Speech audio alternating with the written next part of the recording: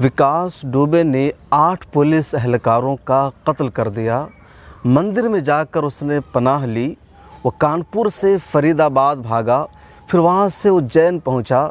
इतना बड़ा कातिल, इतना बड़ा किलर, लेकिन उसे आज तक किसी चैनल ने दहशतगर्द नहीं कहा, किसी दहशतगर्द तंजीम से उसका ताल्लुक़ नहीं बताया। आखिर क्यों? और सबसे बड़ा सवाल ये है कि विकास दुबे को गिरफ़्तार करने में 1 हफ़्ता का टाइम कैसे लग गया। उत्तर प्रदेश के वज़ीर आला योगी आदित्यनाथ की सरकार में, उनकी हुकूमत में इतना बड़ा मुजरिम कब से पैदा हुआ, कब से था, किस किस सियासी लीडरों की उसे पुष्टपनाही हासिल थी, आखिर किस मंसूबा के तहत उसने 8 पुलिस एहलकारों का कत्ल कर दिया और फिर यहाँ से उज्जैन तक वो भाग गया। और अब तक वो बंदा जब गिरफ़्तार हुआ है तो चिल्ला चिल्ला कर कह रहा है, मैं हूँ विकास दुबे। आखिर क्यों? क्या वो ख़ुद गिरफ़्तार हुआ है, उसने गिरफ़्तारी दी है, या पुलिस ने गिरफ़्तार किया है? ये वो सवालात हैं जो पूछे जाने ज़रूरी है, लेकिन मीडिया खामोश है। आज हम यही सवाल पूछेंगे। मैं हूं आपके साथ शम्स तबरेज़ कासमी और आप देख रहे हैं मिल्लत टाइम्स।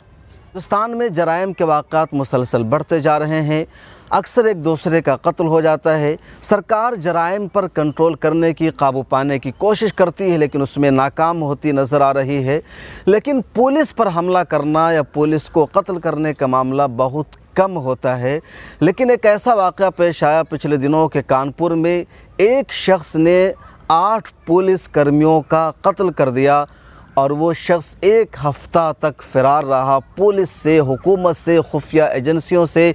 कल उसकी उज्जैन में एक मंदिर से गिरफ़्तारी हुई है। उसकी गिरफ़्तारी भी मशकूक बन गई है। इसलिए कहा जा रहा है कि उसी मंदिर में एक दिन पहले उज्जैन के एसपी और डीएम ने वहाँ का दौरा किया था, एक कमरे में वहाँ मीटिंग की थी और उसी के बाद कल होकर के उसी मंदिर से विकास दुबे की गिरफ़्तारी दिखाई गई है। विकास दुबे को जब पुलिस गाड़ी में बैठाती है तो विकास दुबे चिल्ला चिल्ला कर कहता है, मैं हूँ कानपुर वाला विकास दुबे। वीडियो आप देख सकते हैं। मैं विकास दुबे हूँ, कानपुर वाला। हवाई नहीं यार, गाड़ी नहीं। अरे यार अंदर ले लो यार, शर्मा जी वहाँ मरवाओगे।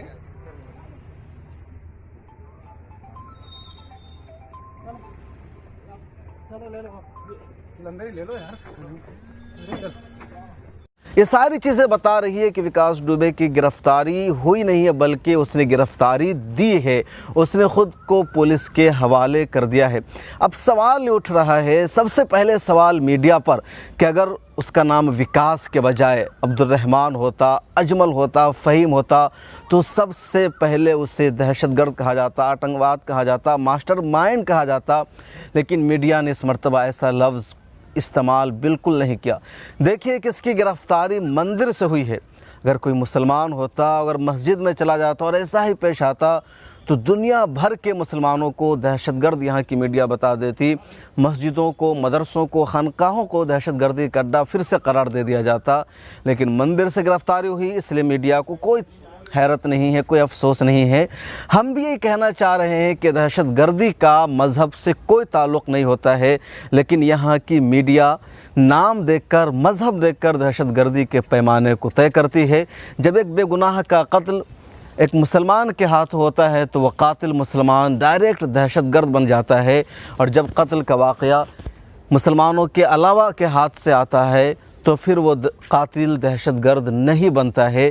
जहाँ से गिरफ़्तारी होती है उस गिरफ़्तारी को दहशतगर्दी का अड्डा नहीं बताया जाता है, न ही किसी दहशतगर्द तंजीम से उसका हाथ जोड़ा जाता है। आखिर क्यों ना कहा जाए कि विकास दुबे का ताल्लुक़ भी इज़राइल जैसे दहशतगर्दों से है। इज़राइल दुनिया का एक दहशतगर्द मुल्क है जहाँ फ़लस्तीनी बेगुनाहों का, मुसलमानों का कत्ल होता है, और शायद उसी के ज़रिए ट्रेनिंग मिली है विकास दुबे को, जिसने लगातार 8 पुलिस एहलकारों का कत्ल कर दिया। ये सवाल है जो मीडिया से पूछा जाना ज़रूरी है। आप भी मीडिया से पूछे कि आखिर विकास दुबे दहशतगर्द क्यों नहीं है, ये सिर्फ गुंडा और मुजरिम क्यों? ये दहशतगर्द है और दहशतगर्दी जैसी कार्रवाई इसके ख़िलाफ़ होनी चाहिए। इस शख्स को फांसी के फंदे पर लटकाना चाहिए, क्योंकि इसने 8 पुलिस एहलकारों का कत्ल किया है। दूसरा अहम सवाल उत्तर प्रदेश की हुकूमत से है कि ये शख्स कानपुर से फ़रार कैसे हुआ, फिर ये फरीदाबाद पहुंचा और फिर फरीदाबाद से उज्जैन कैसे पहुंचा, किसने इसकी रास्ते में मदद की, किस ज़रिए ये पहुंचा, किस गाड़ी से इसने सफ़र किया, ट्रेन का इस्तेमाल किया, फ़्लाइट का इस्तेमाल किया। इन सवालों का जवाब भी उत्तर प्रदेश हुकूमत से जानना ज़रूरी है। ये भी सच्चाई सामने आ गई है विकास दुबे का ताल्लुक़ बीजेपी के लोगों से है। वज़ीर क़ानून के साथ उनकी तस्वीर भी सोशल मीडिया पर वायरल हो रही है। तो क्या बीजेपी ने ख़ुद इस गुंडे को पाला था? ये सच है कि बीजेपी ने बहुत सारे गुंडों को पाल रखा है जो दहशत गर्दी करते हैं, मॉब लिंचिंग करते हैं, बेगुनाहों को मारते हैं। कई एक को बीजेपी के नेताओं ने फूल और माला पहनाकर उनका वेलकम किया, इस्तकबाल किया है। तो ऐसे कई सारे गुंडे को पार्टी ने पाला हुआ है। क्या इसकी भी सरपरस्ती, इसकी भी तरबियत उसी पार्टी ने की है? कैसे इसका ताल्लुक़ था? क्या 8 पुलिस कर्मियों के कत्ल के लिए सिर्फ विकास ज़िम्मेदार है या इसके पीछे पार्टी का हाथ है? पार्टी को ही इसके लिए ज़िम्मेदार ठहराया जा सकता है। ये कैसे मुमकिन हो सकता है कि एक विकास दुबे तन्हा 8 पुलिस एहलकारों का कत्ल कर दे? क्या कोई बड़ी प्लानिंग थी, कोई बड़ा मंसूबा था? इसमें पुलिस अफसरान भी शरीक थे। आखिर सच क्या है?